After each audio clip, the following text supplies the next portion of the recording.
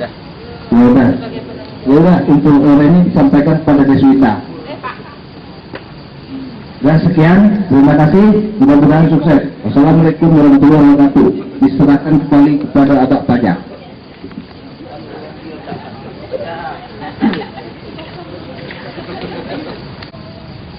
Pada hakikatnya adalah semacam upaya dan juga sekaligus sebagai protes terhadap sistem adat istiadatnya tentang keberadaan harta di Minangkabau. Dan dengan sistem material, dengan sistem tanah itu sendiri adalah milik kaum, tidak ada milik pribadi pada umumnya di Sumatera Barat, maka orang laki-laki itu terutama tidak bermilik. Dan wanita walaupun dia diberi semacam milik harga sesuatu tinggi, tapi dia pun tidak bisa berbuat karena kekuasaan tertinggi ada di tangan mama. Maka kerancuan itulah tidak tahu status daripada kepemilikan itu, kata mereka. Itulah maka anak-anak Minang keluar dari daerahnya mencari penghidupan untuk mencari jati dirinya, untuk ia bisa berbuat sebagai seseorang manusia yang merdeka, yang bisa menghasilkan, dan hasilnya itu adalah mutlak punya dia, bukan milik orang banyak dan bukan milik kaum. Itu kata mereka.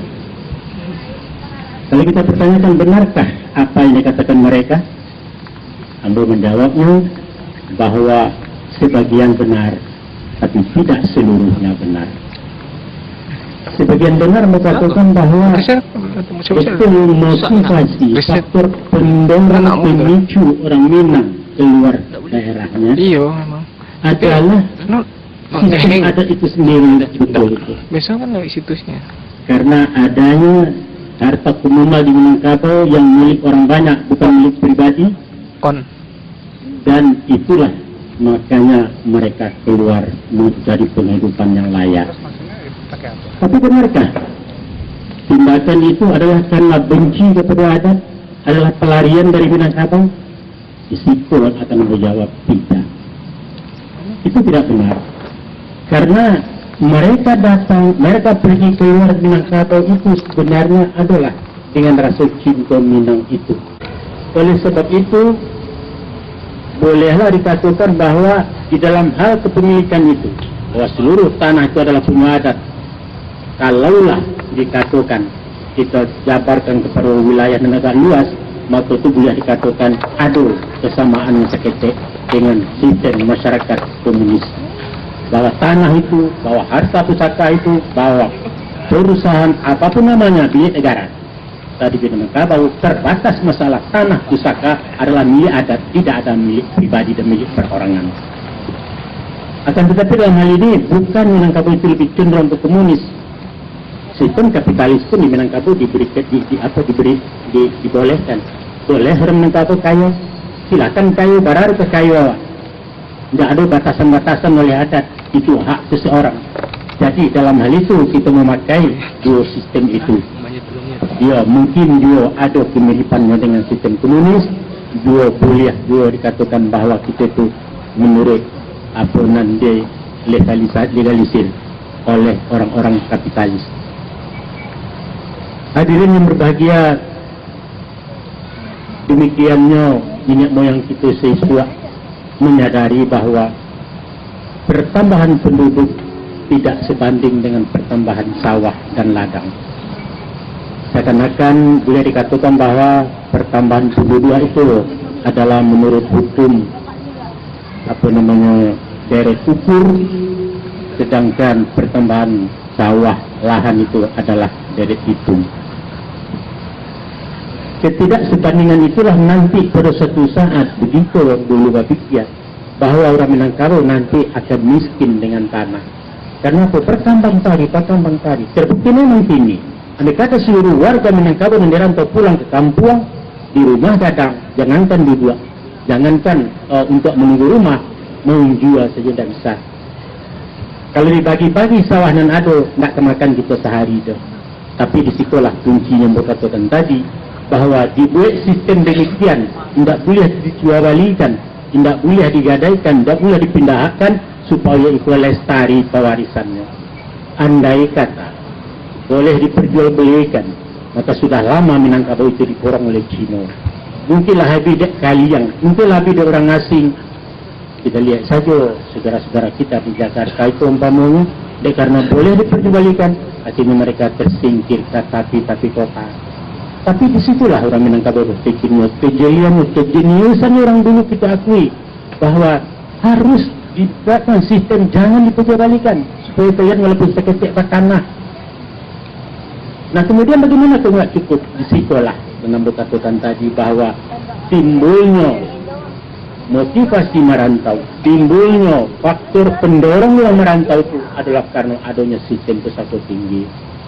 Orang awak laki-laki tidak bermilik. Apa punya akan nongkrong taruh di Minangkabau, jadi hanya mengharapkan sawah istrinya, kemudian ia tidak berhak memiliki apa yang diusahakan, maka disitulah ia ingin keluar mencari penghidupan yang betul-betul mutlak hak milik ia, dan ia dalam hal itu keluar untuk mencari penghidupan alternatif yang tidak lagi bergantung kepada tanah.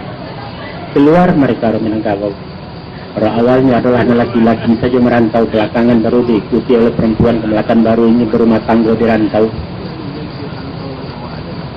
Ini apa yang merantau bukan karena benci, bukan karena diusia dan diusia dengan pantun mengatakan karatau madang dulu berbuah waktu balung, karantau yang bujang dahulu di rumah Paguna Balung.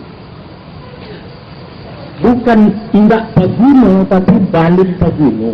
Kalau alun Paguno menantang Paguno, silakan. Baacar menjadi orang Paguno. Ada orang Paguno, kalau tahu, orang hidup mandiri, tidak jadi beban orang lain, kemudian memikul beban orang lain dalam hal itu pemilih dan lingkungan. Itu orang Paguno.